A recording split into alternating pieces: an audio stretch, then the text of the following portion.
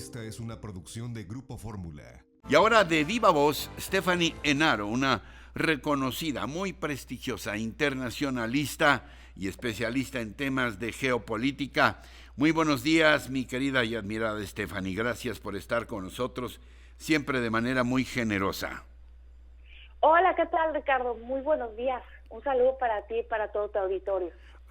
Stephanie, el presidente López Obrador el día de ayer amagó, por ponerlo en términos más suaves, amagó con no ir a la Cumbre de las Américas en caso de que se excluya de esta invitación múltiple a algunos países. Dice que lo haría en un tono de protesta, no ir, enviaría al señor Ebrard. Y bueno, una vez más ha insistido en que en una reunión de este tipo no es posible que se excluya a países como Venezuela de Maduro, Nicaragua de Ortega y Cuba de Díaz-Canel. Esta determinación del presidente de México ¿es una anécdota diplomática o implica algo más, Stephanie? Mira, hay tres perspectivas que tenemos que tener presente para entender lo que está pasando.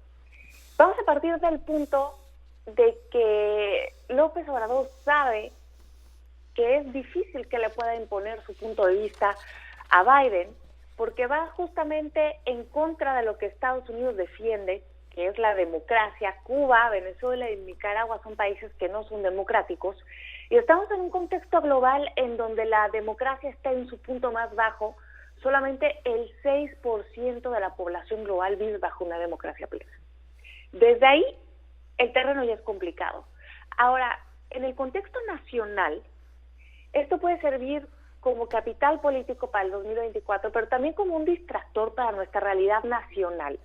Porque en abril llegamos a la inflación más alta que hemos tenido en 2 décadas, un 7.68%. Eso quiere decir que a los mexicanos cada vez nos alcanza nuestro dinero para comprar menos cosas. La economía no va bien, pasamos de ser, según el FMI, la economía 15 para ser la número 17, nos rebasaron Irán e Indonesia, y bueno, el banderazo rumbo al 2024 ya inició y hay dos grandes naciones que encienden el nacionalismo mexicano. Una es España y la otra es Estados Unidos, y este tradicional desacato a Estados Unidos que se encarna en Cuba obviamente sirve de campo político rumbo al 2024. También la relación bilateral, ese es el otro escenario, la otra perspectiva desde la cual debemos de ver esta situación. Pues es una relación que en este momento se encuentra en tensiones por el tema de la migración, por la política energética, por la diferencia de posturas en Ucrania, y a pesar de que el presidente hizo esta gira en Centroamérica con una agenda migratoria, que es evidente, de hecho Cuba también entra dentro de esa categoría, porque Cuba en el 2022 se ha convertido en la principal fuente de migrantes. Las autoridades de Estados Unidos calculan que un poco más de 47,000 migrantes cubanos han entrado a través de nuestras fronteras. Pues bueno, puede que el presidente esté intentando evitar acudir a una cumbre en donde se haga una declaración que puede resultar comprometedora en este tema. Y el tercer punto, el tercer escenario, la tercera perspectiva, es que en el plano internacional la pandemia y la guerra en Ucrania están obligando a pensar en nuevas realidades geopolíticas, porque es una guerra que evidentemente va para largo y tiene una segunda disrupción en la cadena de suministros. La primera fue con la pandemia. Están subiendo los precios de los alimentos y hay muchas cosas que se tienen que replantear.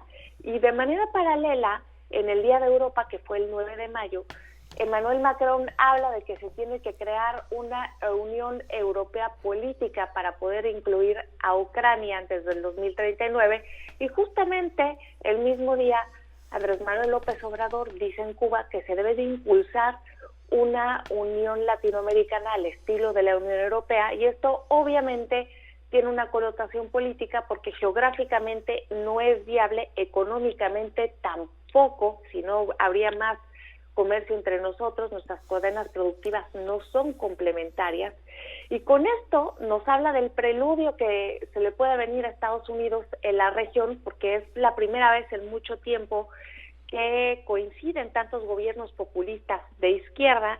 En este momento son 10 y al final de año podrían ser 12. Estoy hablando de Argentina, Perú, El Salvador, Bolivia, México, Honduras, Chile, Venezuela, Cuba, Nicaragua, y a final de año se le podrían sumar Brasil y Colombia. Entonces nos habla de esta nueva regeneración, de esta nueva ideología que está siendo predominante en una región que Estados Unidos evidentemente ha descuidado. No les interesa mucho la región, porque el tema de Venezuela, Donald Trump lo toca, porque esto se traducía en votos para Florida, y a Biden, sinceramente, no le importa dejar de comprarle petróleo a un dictador como Vladimir Putin y comprárselo a otro, que es Nicolás Maduro. Stephanie, ¿de qué manera nos puede afectar a México si el presidente López Obrador decide no asistir finalmente a esta cumbre donde Estados Unidos es el país anfitrión y del cual, junto con Canadá, somos socios en el TEMEC? ¿De qué manera puede afectar a México un gesto, él mismo lo dijo con sus palabras, de protesta del presidente López Obrador, que pugna porque vayan Maduro, el presidente de Nicaragua, Ortega, y Díaz Gatel, de Cuba? Primero que nada, mandaría un mensaje equivocado al mundo. Diría que México está del lado de las dictaduras en lugar de estar del lado de las democracias. Después creo que no tendríamos una respuesta directa de Joe Biden, pero sí tendríamos varios mensajes entre líneas que pueden ser bastante costosos, porque el 85% de nuestra economía depende de la de Estados Unidos. ¿Tú crees que puede haber repercusiones, digamos, de carácter práctico, un congelamiento de relaciones comerciales, qué sé yo, aumentos en impuestos, no sé, en perjudicar la relación entre los tres países? Creo que no se congelarían las relaciones comerciales, sería demasiado drástico. Creo que algo más tendría que pasar, pero sí podríamos ver alguna especie de recriminación en el aumento de impuestos. Creo que no es un tema menor, y lo vimos con la presencia el día de ayer del embajador de Estados Unidos en México, Ken Salazar, en Palacio. Creo que definitivamente va a ser una gestión que se va a llevar a través del canal diplomático. Sí, yo creo que la reacción fue así como de inmediato, fue a decir, oiga, ¿es en serio? Me imagino que algo por el estilo. ¿Algo más que quieras puntualizar?